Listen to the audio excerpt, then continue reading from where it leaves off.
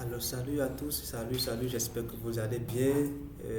Bonjour, bonsoir, en fonction de là où vous êtes actuellement en regardant cette vidéo.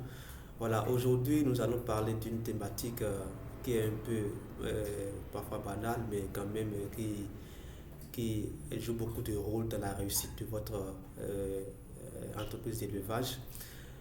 Il s'agit de comment est-ce qu'il faut intégrer un nouvel ingrédient dans votre ration alimentaire. Vous avez déjà une ration alimentaire que vous utilisez pour nourrir vos animaux peut-être et en cours de chemin, vous avez constaté qu'il y a un ingrédient dans cette ration-là qui devient de plus en plus peut-être rare ou bien financièrement plus accessible et vous voulez en fait le remplacer par un nouvel ingrédient.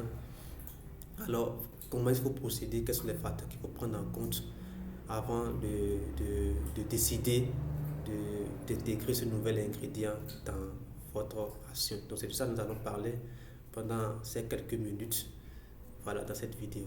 Alors, pour déterminer si un ingrédient peut être ajouté dans une ration, dans une ration et dans quelle proportion est-ce que l'ingrédient serait ajouté dans la ration pour pouvoir avoir une ration toujours de qualité qui répond aux exigences et aux besoins de vos animaux.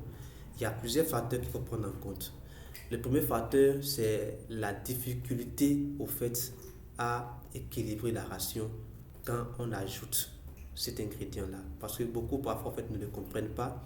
Quand vous ajoutez un nouvel ingrédient à une ration qui existe déjà, vous pouvez avoir des difficultés à, c'est-à-dire à insérer ce nouvel ingrédient en fait, dans votre ration et avoir une ration de qualité. Ce n'est pas tous les ingrédients qui répondent en fait, à cet exercice-là.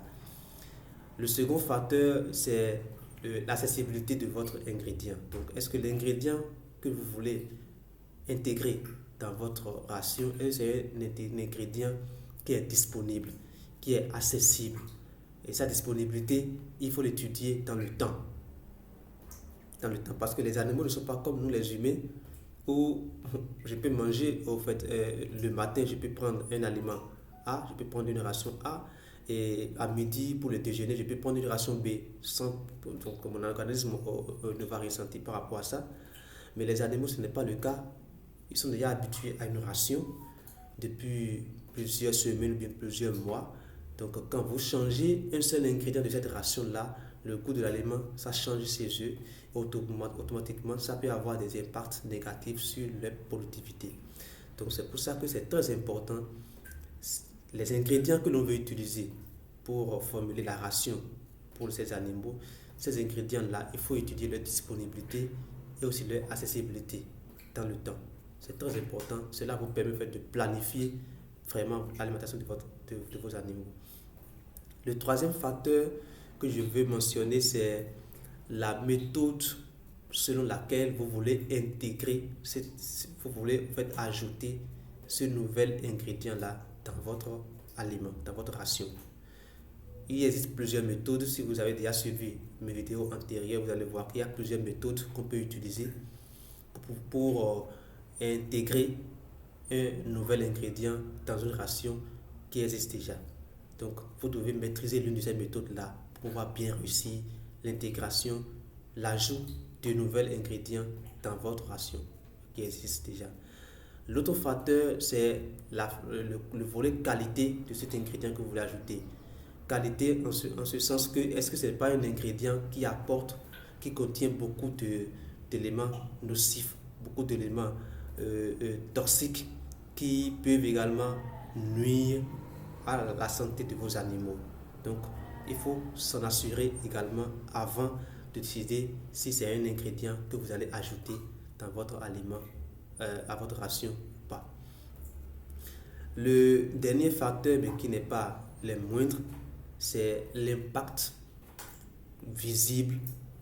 Donc, si vous réussissez déjà à ajouter, à intégrer ce nouvel ingrédient dans votre ration, que vous servez déjà à votre animal ou bien à vos animaux, quels sont les impacts que cette nouvelle ration a sur les performances de vos animaux en termes de croissance, en termes de reproduction, en termes de ci, en termes de ça. Donc, il y a plusieurs pans sur lesquels, plusieurs paramètres sur lesquels on peut évaluer les impacts de cette nouvelle ration que vous avez proposée sur la productivité de vos animaux. Donc, ce sont autant de facteurs qu'il faut considérer avant de déterminer, avant de décider à aller vers l'intégration d'un nouvel ingrédient dans votre ration.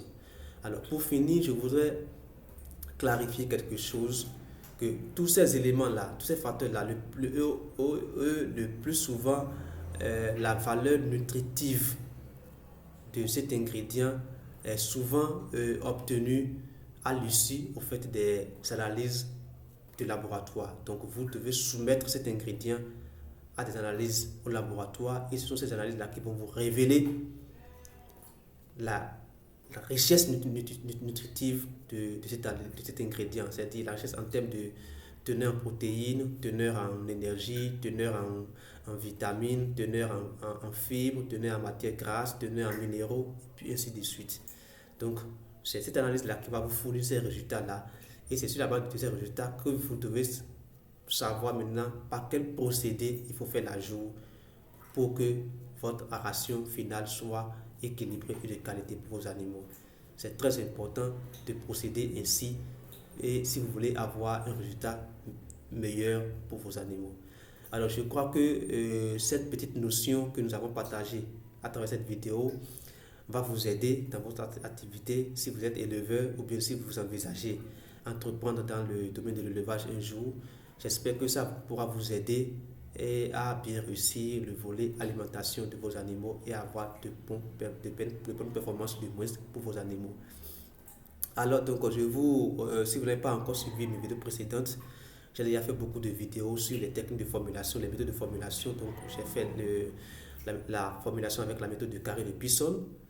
Voilà, donc ce qui est une méthode souvent aussi utilisée pour formuler les rations alimentaires. Et au niveau de cette méthode, j'ai fait plusieurs variantes de la méthode. Il y a le carré simple et puis le double carré que j'ai démontré.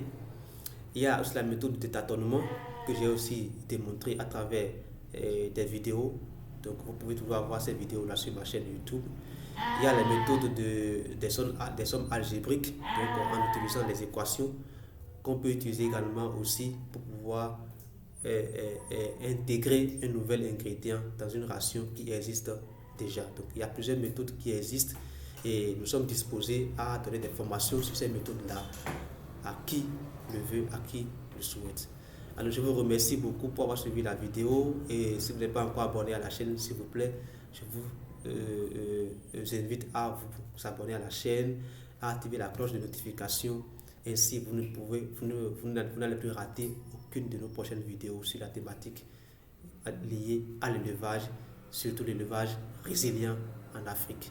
Merci beaucoup et à la prochaine.